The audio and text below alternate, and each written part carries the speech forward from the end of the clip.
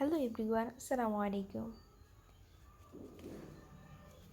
তোমাদের সাথে আমি শেয়ার করছিলাম যে আমি এখানে কিছু ধনিয়া পাতা লাগাইছি। এখন শেয়ার করব যে আমি ধনিয়া পাতাগুলো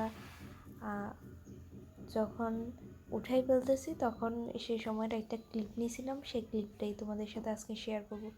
এখানে মেনলি আমি আমার যে ধনিয়া পাতাগুলো আমি ছিটাইছি, ওই ধনিয়া পাতাগুলা বড় হয় নাই, মানে ছোট ছোট, তো এগুলো আমি দেখতেছি। আর এগুলো গাছের গোড়ায় গোড়ায় দেওয়াতে মানে আমার তুলতে কেন জানি মানে ইচ্ছা করতেছে না, এত ছোট। মানে আমার মনে হচ্ছে যে থাক, আর সমস্যা নাই, কিন্তু দাদু বলতেছে যে এগুলো তুলে ফেলতে, এগুলো নাকি বড় হবে না।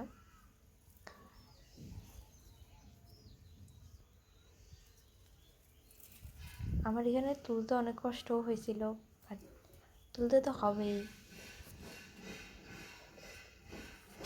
জীবনে তোমার অনেক শখের জিনিস থাকবে, তো শখের জিনিস এটা যখন তুমি মানে কী বলবো, যাই হোক। এরপরে এই মরিচগুলো অনেকে মনে করবো যে এগুলো ধরছে, না ধরে না, এগুলো ধরাই কিনছি।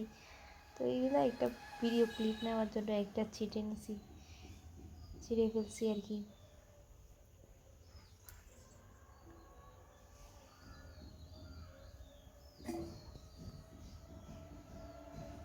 এরপরে মরিচ শুধু একটাই ছিটছি।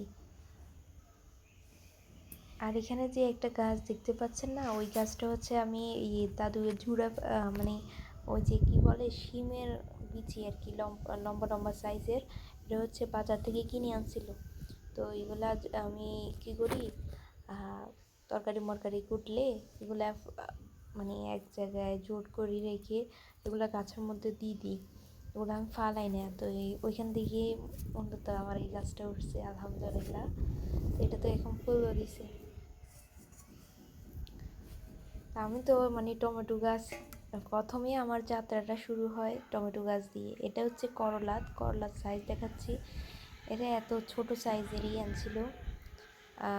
এটা হচ্ছে, এটার বীজ হচ্ছে আব্বু যখন দেশে আসছিল, আব্বু আনছিল যে ওইখান থেকে বীজ সংগ্রহ করছে। এটা হচ্ছে দাদা ন্যাসির ছিল। সো টাটা, বাবা, আল্লাহ হাফিজ।